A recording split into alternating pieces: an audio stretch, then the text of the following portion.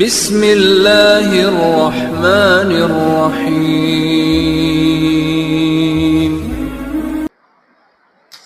بسم اللہ الرحمن الرحیم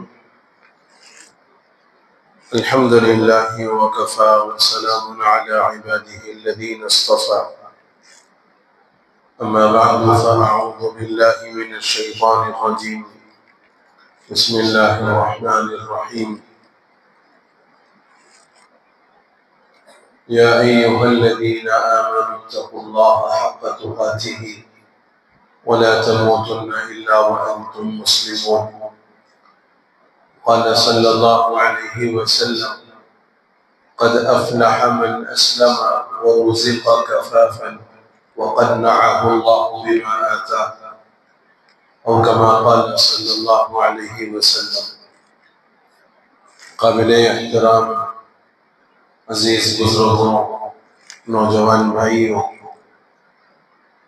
تقریباً 3 جمعوں سے ایک عنوان پر ہماری بات چیت چل رہی ہے اور اسی سلسلے میں آپ حضرات کی خدمت میں معروضات پیش کی جا رہی ہیں۔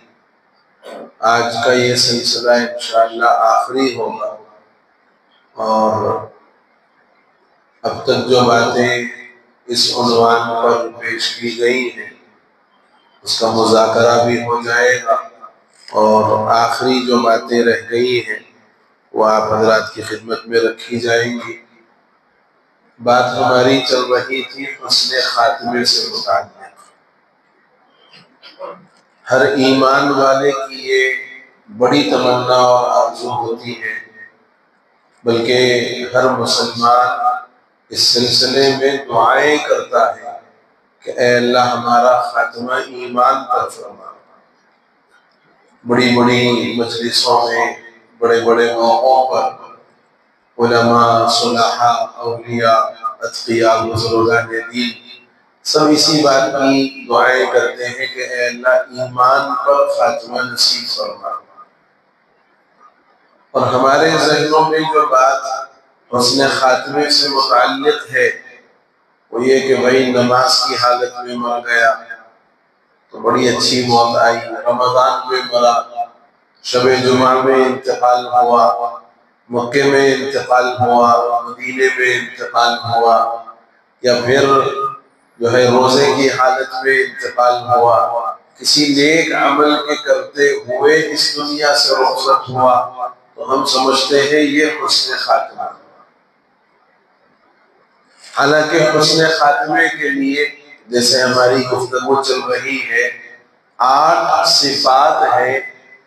اگر وہ 8 صفات کسی مسلمان کے اندر پائی جائیں اور وہ ان 8 صفات کی موجودگی کے ساتھ اس دنیا سے رخصت ہو تو یہ سمجھ لینا چاہیے کہ وہ بھی حسن خاتمے پر دنیا سے رخصت ہوا۔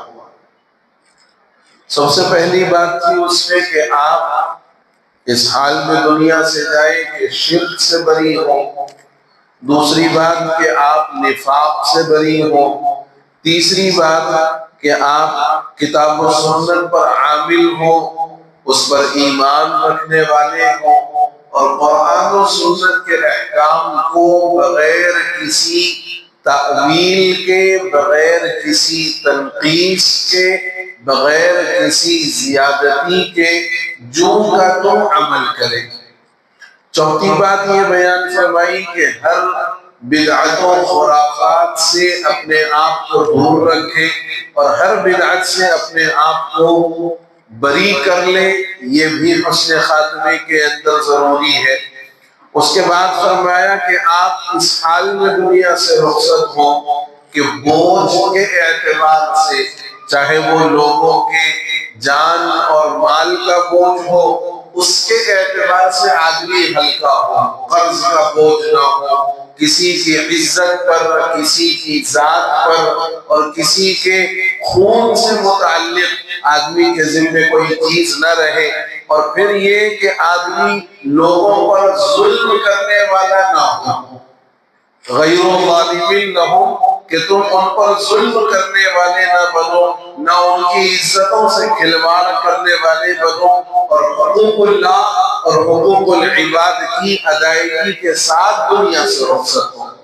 اس کے بعد چھٹی چیز یہ بیان فرمائی تھی کہ آپ اس حال میں دنیا سے رخصت ہوں کہ آپ سلیم الفطرت اور سلیم القلب آدمی ہو، دل صاف ستھرا ہو، طاہر النوایا، نیتیں بڑی پاکیزہ ہوں، جو عمل کرے وہ للہ کرے، جس عمل کو بھی اختیار کرے وہ اللہ کی رضا کے لیے اختیار کرے، اخلاق ہمارے بڑے اچھے ہوں، اور کسی مسلمان کے لیے کینہ، حسد، بغض، کدورت، جلن، عداوت یہ دلوں کے اندر نہ ہو۔ یہ صفات ہر مسلمان کے اندر ہونی چاہیے، اور ان صفات کے ہوتے ہوئے اگر بندہ دنیا سے رخصت ہوتا ہے تو یہ بھی حسن خاتمے پر دنیا سے رخصت ہونے والا ہوا۔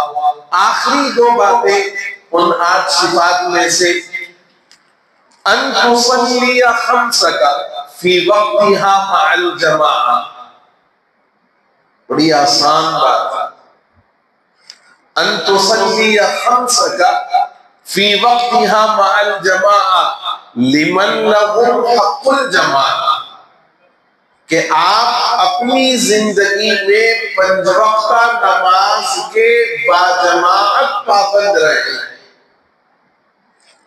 آپ اپنی زندگی میں 5 وقتہ نماز کے باجماعت پابند رہے۔ اس کے بعد ایک جملہ فرمایا لمن لہم حق الجماعہ، ان لوگوں کے لیے جن پر جماعت سے پڑھنا ضروری ہے، ان لوگوں کے لیے جن پر نماز با جماعت پڑھنا ضروری ہے۔ اس سے معلوم ہوا کہ عورتیں ان کے لیے ضروری نہیں ہے با جماعت نماز۔ ایسے ہی وہ معذور جو اپنے گھر سے مسجد تک نہ چل کر آ سکتا ہو، اس کے لیے بھی فرمایا کہ جماعت میں شرکت۔ بآسانی اگر آ سکتا ہو، اپنے آپ کو اور دوسروں کو تکلیف دیے بغیر وہ شریک جماعت ہو جائے، لیکن اگر اس کے آنے میں خود اس کے لیے اور دوسروں کے لیے حرج کا اور تکلیف کا باعث بنتا ہو، فرمایا اس کے لیے بھی باجماعت نماز ضروری نہیں ہے۔ لیکن وہ احباب جن کے لیے باجماعت نماز پڑھنا کوئی مسئلہ نہیں ہے، کوئی دشواری نہیں ہے، یہ ضروری ہے کہ وہ اپنی 5 وقتہ نماز کا باجماعت اہتمام کریں۔ اب اس بات پر ہمیں اپنی زندگیوں کا جائزہ لینے کی ضرورت ہے کہ ہماری صبح ہو رہی ہے، شام ہو رہی ہے، عمر یوں ہی تمام ہو رہی ہے، لیکن کیا کبھی اس بات پر بغور دل، بغور ہوش ہم نے کبھی توجہ دی کہ میرے اوپر اللہ کی طرف سے یہ 5 وقتہ نماز جو ضروری حق ہے اور اس کے کرنے میں صرف میرا فائدہ ہے، کسی اور کا کوئی فائدہ نہیں۔ نماز اگر میں پڑھوں گا تو اس کے پڑھنے کا فائدہ مجھے، میرے سجدوں کی اللہ کو ضرورت نہیں، میرے سجدوں کی اللہ کو ضرورت نہیں، میری تسبیح اور تقدیس کی اللہ کو ضرورت نہیں ہے۔ فرشتوں نے اس وقت کیا کہا تھا جب حضرت آدم کو اللہ اپنا نائب اور خلیفہ بنانے کے لیے پیدا فرمانا چاہ رہے تھے، نحن نسبح لک ونقدس لک، نحن نسبح بحمدک ونقدس لک، اے پروردگار عالم، ہم آپ کی تحمید کرنے والے، تعریف کرنے والے، تقدیس کرنے والے، آپ کی بڑائی کرنے والے ہم بہت زیادہ ہیں۔ تو اللہ نے فرمایا قال انی اعلم ما لا تعلمون، جو میں جانتا ہوں وہ تم نہیں جانتا، ان کے پیدا کرنے میں میری جو حکمت ہے وہ میں جانتا ہوں وہ تم نہیں جانتا۔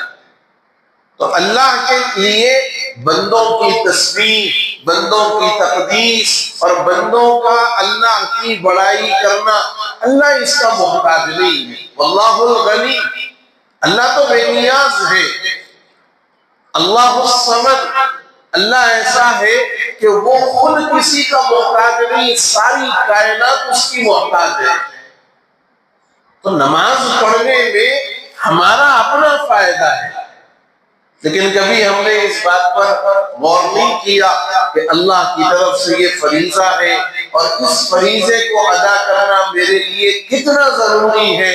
میں آیا ہوں اس دنیا کے اندر اسی مقصد کے لیے، وَمَا خَلَقْتُ الْجِنَّ وَالْإِنسَ إِلَّا لِيَعْبُدُونَ۔ جنات اور انسان کو اللہ رب العزت نے دنیا کے اندر اپنی عبادت کے لیے بھیجا ہے۔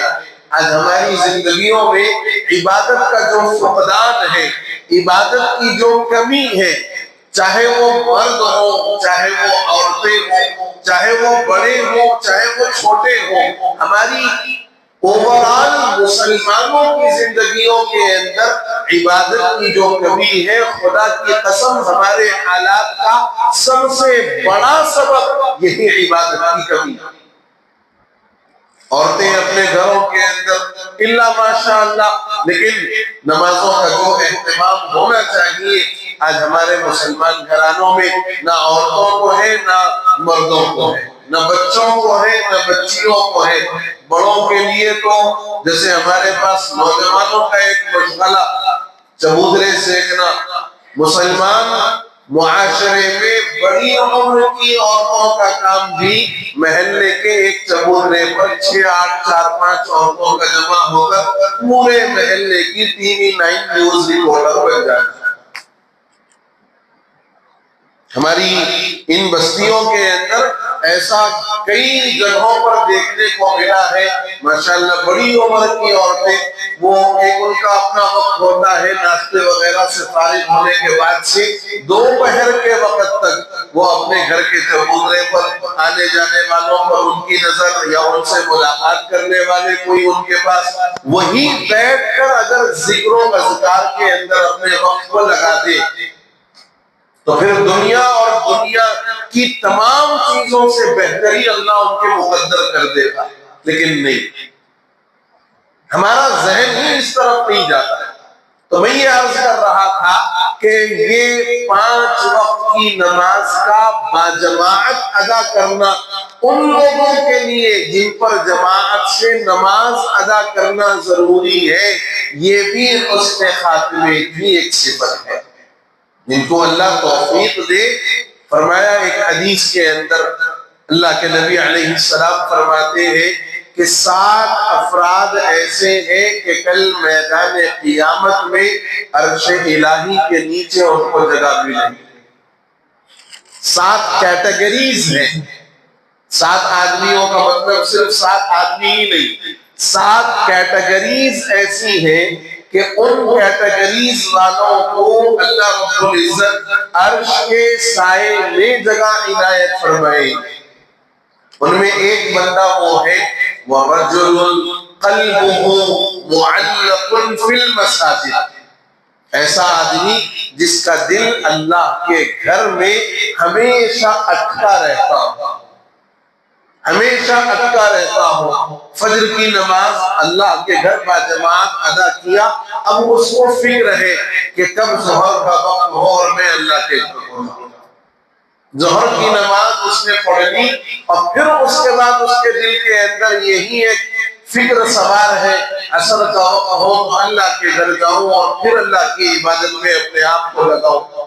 عصر کے بعد بیٹھا اللہ کے گھر کے اندر ذکر میں اپنے اوقات کو لگایا اور اسی فکر کے ساتھ کہ یہ وقت میرا دنیا کی مشغولیوں کے اندر نہ جائے، اپنے گناہوں پر ندامت کے ساتھ اللہ سے معافی طلب کرتا ہوا میں اللہ کے گھر میں بیٹھ کر اپنے گناہوں کی معافی مانگتا ہوا رہوں۔ مغرب کا وقت آئے میں مغرب پڑھ لوں، مغرب کے بعد پھر اس کے دل میں یہی فکر اور خیال کہ جب عشاء کا وقت آئے گا پھر اللہ کے گھر آؤں گا اور اللہ کی عبادت میں اپنے آپ کو لگاؤں گا۔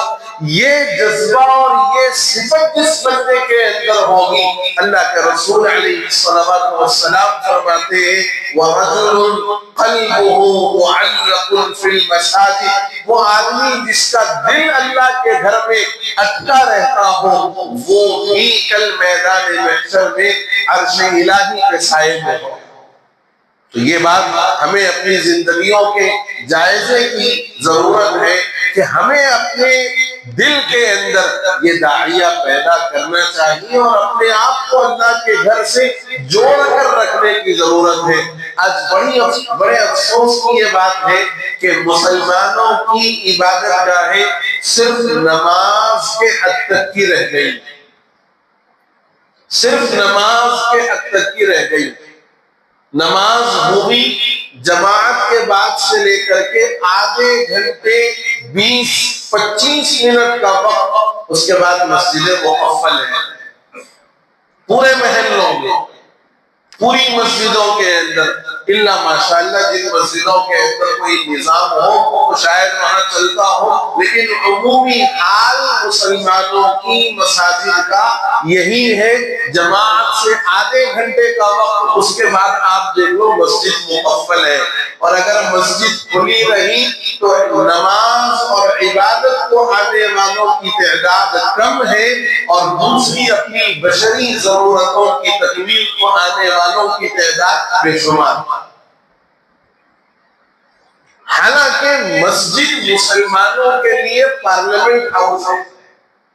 اللہ کے رسول علیہ السلام جب مدینہ تشریف لائے ہیں اور مسجد نبوی کی تعمیر ہوئی، مسجد نبوی کی تعمیر کے بعد سے مسلمانوں کے فوج کا نکلنا، مسلمانوں کی جانب سے لشکروں کا نکلنا، قرآن کی تعلیم کے حلقوں کا ہونا، مسائل کے لیے علاقوں میں معلمین کو بھیجنا، یہ سارا انتظام مسجد نبوی سے ہوتا تھا۔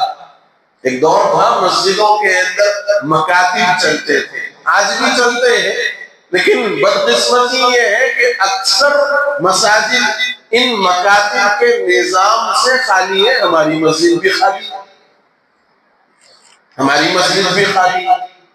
میں نے کئی مرتبہ اس سلسلے میں غور کیا، اعلانات کیے، ذمہ داروں سے کہا، یہاں تک کہا کہ اگر بچے نہیں آ رہے بالغان کا نظام شروع کریں گے۔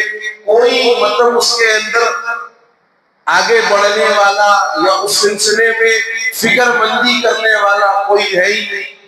بھئی آدمی در و دیوار کو نہیں پڑھا سکتا نا، مسجد ہے، آپ کوئی نہ ہو، میں اکیلا بیٹھا ہوں، مؤذن صاحب بیٹھے رہے، ہم در و دیوار کو نہیں پڑھا سکتے، ہم در و دیوار کے پڑھانے کے اتنے لائق تو نہیں بنے، اتنی اہلیت تو نہیں ملی۔ ہم افراد کو پڑھا سکتے، لوگوں کو ہم پڑھا سکتے۔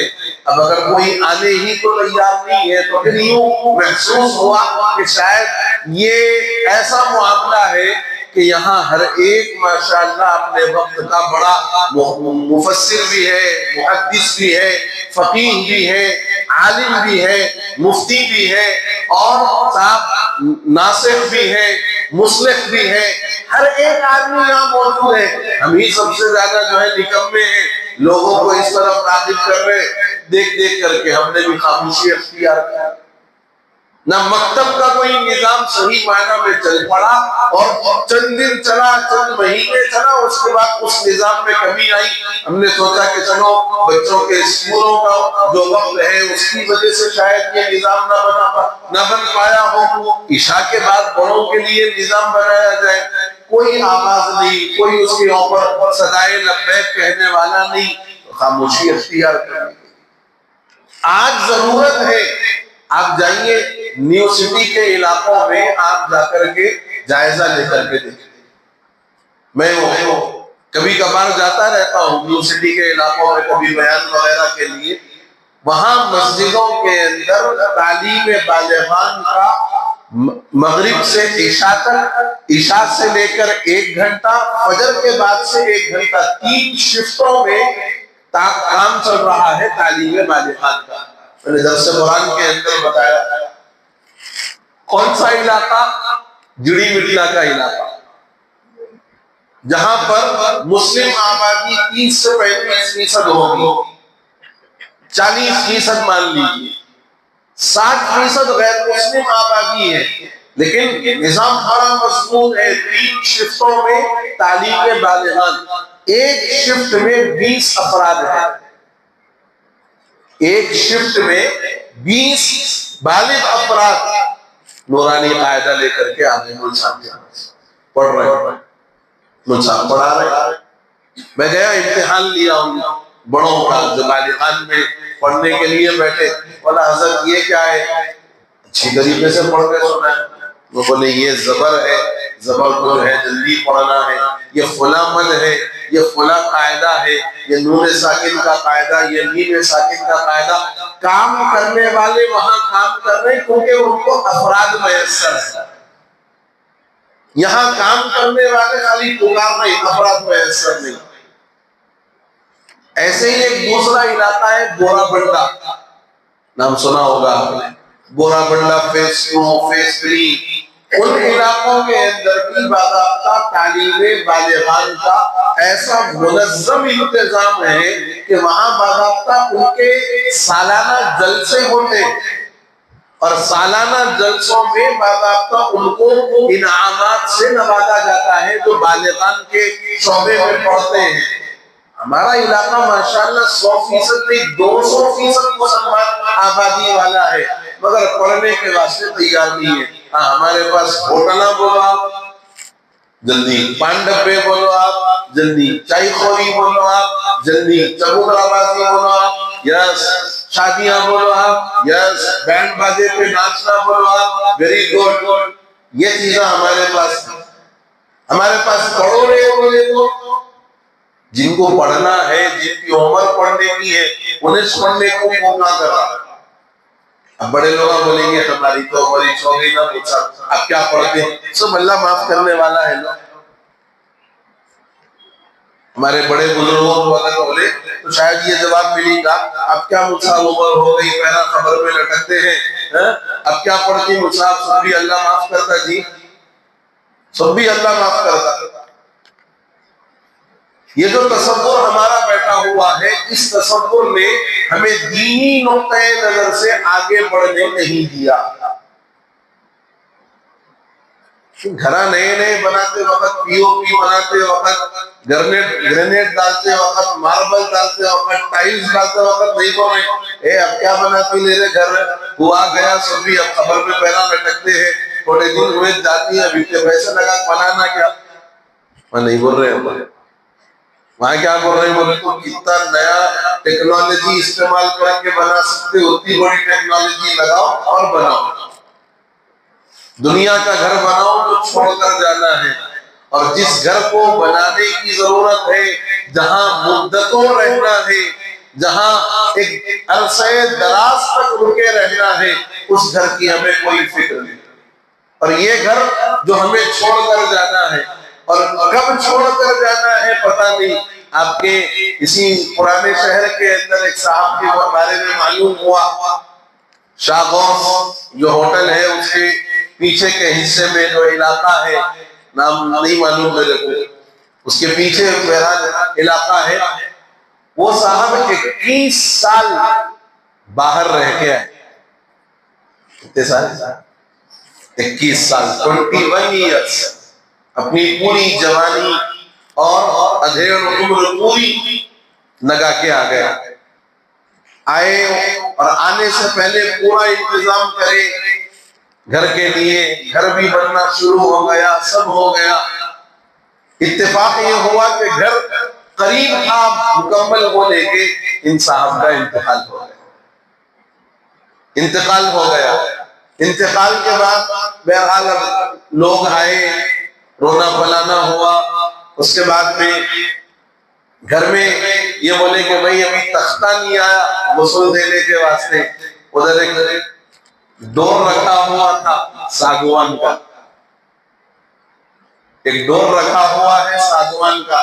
انہوں بولے وہ تختہ آنے تک کیا ٹائم ہوا تاکہ یہی ڈور لگا کے ان کو ہلا دیں گے۔ اندر سے بیوی بولی ائی کہیں کو وہ خراب ہو جاتا، نہیں لگانا، وہ ڈورا لے لے کے آؤ بلکہ بولی۔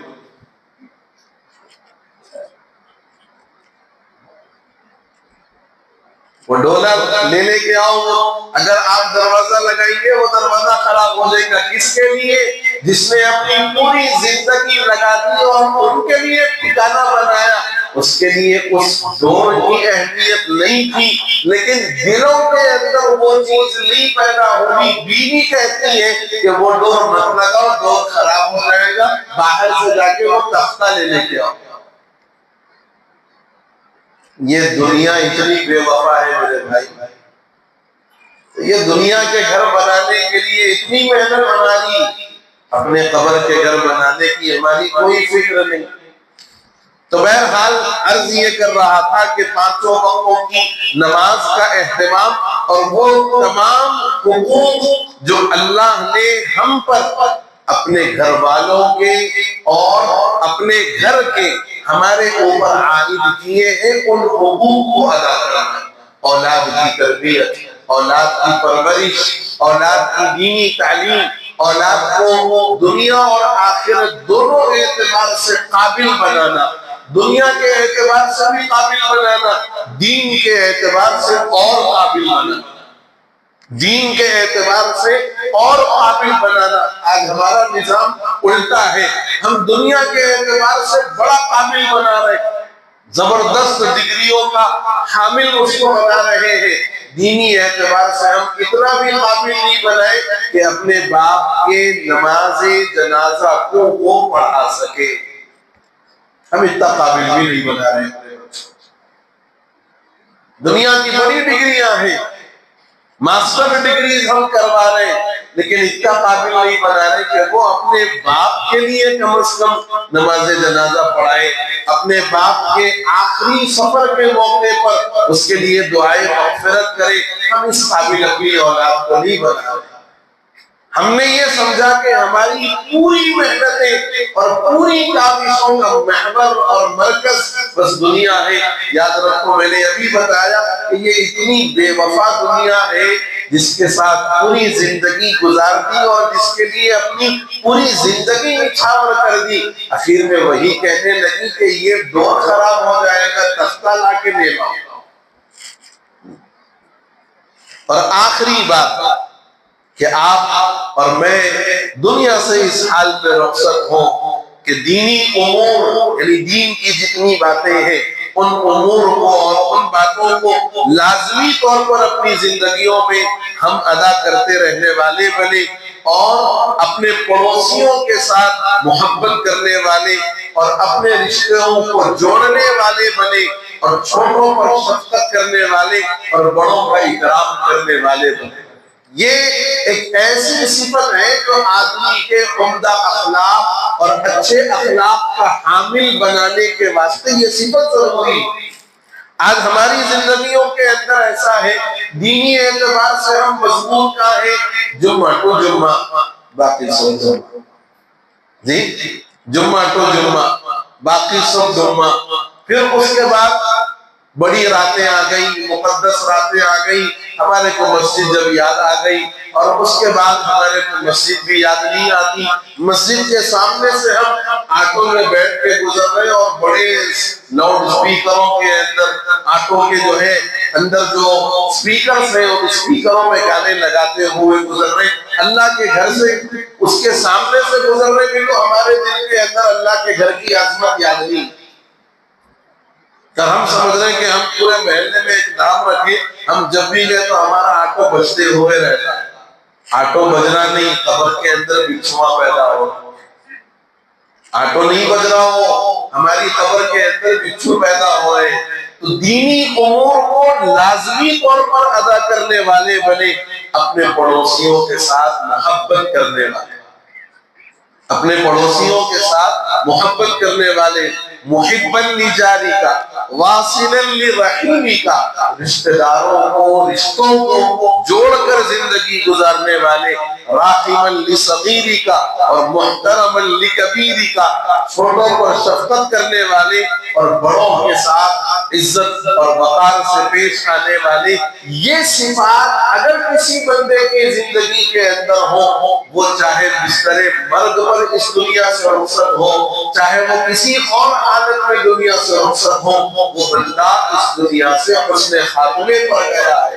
یہ بات ان 60 صفات کے اندر بیان فرمائی گئی ہے کہ حسن خاتمہ یہ ہے کہ ہم کس ایمان، کس عقیدے اور کس کردار پر دنیا سے رخصت ہوتے ہیں یہ اہم ہے۔ اس لیے اپنے ایمان کو بھی، اپنے عقیدے کو بھی، اپنے عمل کو بھی اور اپنے کردار کو بھی مضبوط کرنے کی ضرورت ہے، اور دعا کرتے رہنا چاہیے کہ حسن خاتمے کے لیے جن صفات کا ہونا ایک مسلمان کے لیے ضروری ہے، اللہ مجھے آپ کو ان تمام صفات کو اپنے اندر پیدا کرنے کی اور اس پر عمل کرنے کی توفیق عطا فرمائے، آمین یا رب العالمین۔ وآخر دعوانا ان الحمد للہ رب العالمین۔